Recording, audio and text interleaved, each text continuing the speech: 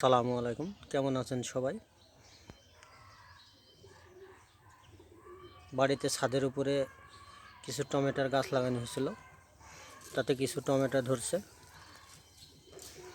দেখেন, এটা একটা গাছে অনেকগুলো টমেটো ধরছে, এখনো পাকেনি।